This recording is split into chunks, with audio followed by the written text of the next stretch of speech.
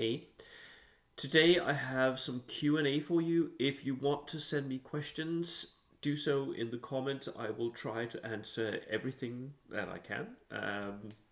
So yeah, most of these questions comes from Chris. Thank you, Chris. And let's go. So he writes, I watched your video about spamming light mortars. Interesting. What's the counter to it? Another spam light mortar army? Well, no. I find that the hard counter to my UFO list is armored platoons.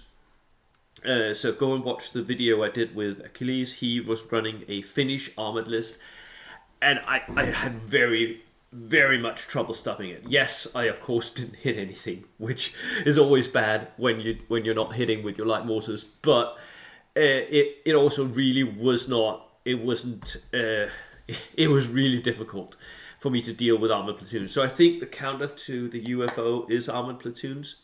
Another thing that really counters it heavily is multi-rocket launchers, which I experienced at the World Open War Championships, where I was playing against Manuel, and he multi-launched me, or he at least made sure that I couldn't really do what I was needing to do because of his multi-launchers. So those two factors, armored platoons and multi-launcher platoons, that's the antidote to MSU and my UFO light mortar spam. He further writes, V2 needed tweaking. Darker tanks, Gurkha cavalry were overpowered, but Warlord's response has left me speechless. Well, I'm not speechless. I've certainly said a lot about it. But it's up to Warlord to do that. And Chris is worried that this will destroy V3. I am less worried than I was, but as he writes, Warlord has gotten it wrong, maybe in a big way. Needs people like you. Oh, thank you, but I'm not sure that I alone can fix, because what everyone feels is wrong with V3 is different for everyone. So I think we should focus on the positive things. It's a game. It works, and try to work on any negatives that we may find. For me, it's mostly when I find something where the rules are unclear and things that people can argue about, because I don't want to have arguments about rules at game tables. So yeah, so that would be my answers to that. On top of that, I know that the Danish Bold Action Association is working on putting out a comprehensive pack, which will address many of the issues we hope. So people are working on going through the issues, but mostly right now we're still in early days of V3. People are learning the game still. We are learning what to do about it, and we're learning how it should be played, how it should be played in a way that's balanced, right? So for me, that means running a couple of tournaments, attending a couple of tournaments before I can actually say this is wrong, this needs to be balanced out in that way. So I am not wiping my hands of any responsibility that you might feel I have, but I am leaning back saying we're giving it half a year before we start tweaking things. So, for instance, I've set up a tournament that I'm going to run this February here in Denmark, where we're going to go purely V3, 1250 points, because that's that was what Warlord Games said that they've playtested the game at. Rulebook units. Nothing else. So everything by the rulebook, everything force organization chart, all of that. We're going to take missions directly from the rulebook, although I am going to plan them out a little bit ahead. So everything by the book. The only thing that I am going to do is I'm going to take Marcus Vine on his word and say that the game needs more terrain. So my tables for that tournament are going to have 25 to 50+% terrain on them from what they used to in V2. That's it. And I will see how that works for a full tournament. So I'm going to run a couple of tournaments, I'm going to participate in tournaments, and then I will say, well, I think this needs tweaking. Next question. I've noticed Gary Morgan, a regular competition winner. Yes, Gary has been on a roll in the UK. He won the BA event at Warfare this weekend. It was a couple of weekends back. His WoW list was also very interesting. No tanks, but 3 squads of engineers with flamethrowers and half-tracks. Yes. And yes, Gary is running barbecue flamer bombs in half-tracks. Something that most of us said wouldn't really work, but I mean, at this point, everyone is just figuring out what works and what doesn't. Now, the flamethrowers in V3 have been nerfed rather heavily.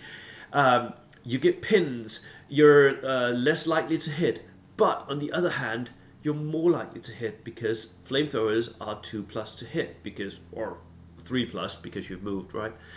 And you're at point blank. And so maybe flamethrowers is still a thing. I know a couple of players who are working on that. So Gary Morgan's not the only one doing it, but most people have stepped away from the flamethrowers. What does that mean? Well, it means that certain units, even though they seem like they've been nerfed quite heavily in V3, might still be playable if you're good enough with those units. So it's not a way of breaking the meta instantly of V3. It's not a way of us certainly like copy pasting, net listing someone who's done really well and then doing really well. That doesn't really happen. I've seen that happen to me as well. People copying things I was doing and maybe not doing well, maybe doing well. But the point is, good players can make stuff work and can make it work really well. And Gary Morgan is a really good player. So yeah, that's the question. Then we have a question about terrain here. And I can't remember if this was from Chris also.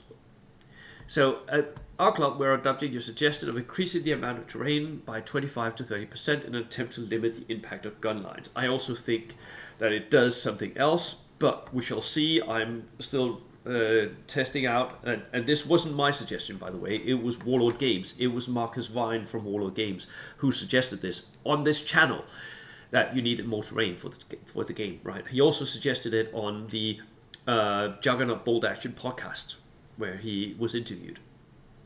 So it's not like an idea that I'm just promoting alone, although I am promoting it. And I am promoting it as a way to limit gun lines, but I'm also promoting it as a way that you need to increase the possibility of maneuver, which has gone down drastically in V3 because you can now be hit from turn 1, right? So the terrain becomes really, really important, and especially for me, line of sight blockers. For some other people, it's hard cover, but I think that line of sight blockers are needed now, and more of them. Then he writes here, however, I'm seeing a trend evolve due to now limiting line of sight, where direct shooting units become less effective in games and less attractive to field. Yes, that was the point, wasn't it? The development of an alternative style of gunline army, mortars and multi-rocket launchers, could occur as a result. Yes, it could. Due to the nature of these spammable weapons not needing lines of sight and their ability to field multiple spotters anywhere on the board. Yes, that's the next problem. Every time, I've said this multiple times, every time we tweak something, every time we push something in one direction, that's also why I'm holding back from saying you need to do this, this, and this to the game right now in order to make it enjoyable for everyone. Because every time we tweak something, something else gets affected, right? So every time we... And the more you try and tweak stuff, the more you affect the game, the more you change it from what it was originally intended. So for me, I think we need to try the game as it was originally envisioned, and then figure out what do we need to change, and do we need to change anything.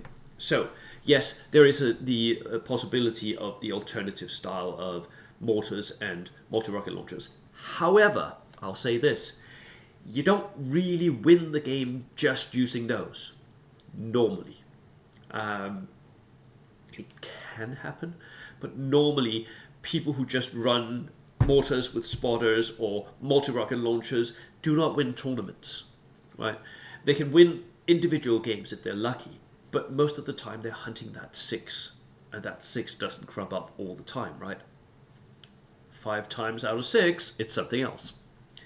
So I wouldn't worry that much right now. And I wish I could remember if it was Chris or Dave that wrote this, but our club members are not going down this route in order to maintain the fun of the weekly games, but in the wider community, could our worst gunline playstyle fears become a reality due to our own efforts of mitigating that very thing? Yes, they could. Yes, they could. Which is why we need to test everything out.